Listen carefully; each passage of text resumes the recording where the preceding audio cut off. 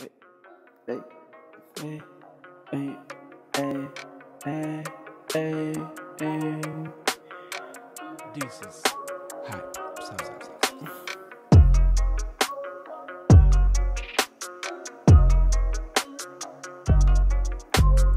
Kaldırımlar ıslak, yollar dımdızlak. Gidiyorum ben doğru ona, o beni istiyor artık. Ey, ey, ey.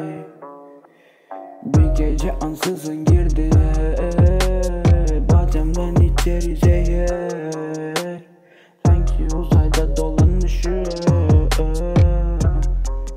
Uzay gemle ben başka gezegenlere doğru akarken yakaladı beni. Elim dolu bir uzay gemisine binmişim ya. Hepsi bıçaklamaya çalıştı beni ansızın bir gece girdi bacamdan içeri zehirli hızlıca. Gizlice kanıma giren zehir gibi insanlar sinsice yaklaştıklarında bana zehri çoktan enjekte etmişler bile. Hayallerimi kapmaya çalıştı 3-5 kuruşa. Hayır hayır hayır, daha da değerlenirken her gün hayallerim tutamam size hiçbirini. Hayır yok size 3-5 kuruşa asla.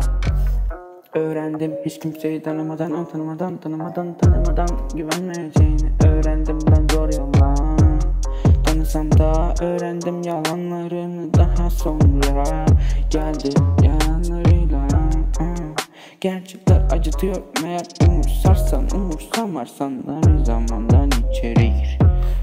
Bir zaman içeri gir, zamansız bir şekilde dolaşırken ben etrafta nedensiz.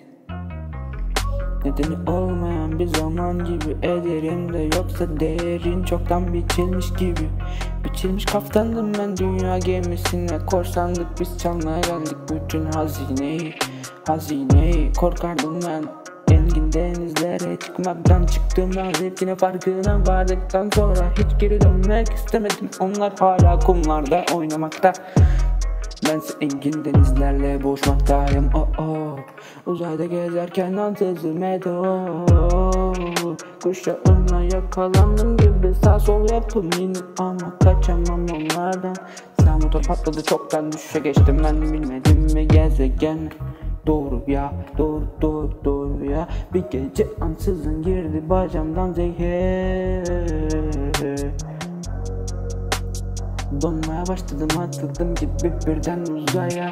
Suretim donuk, kalbimse soğuk, boğuk bir mağaraya doğru dönmüş. Bu sarkıtları oluşuyor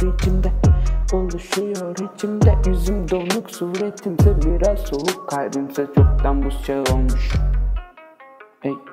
Ey, üzmek istemedim oysa ben hiçbirini, ama beni üzdüler hepsi üze.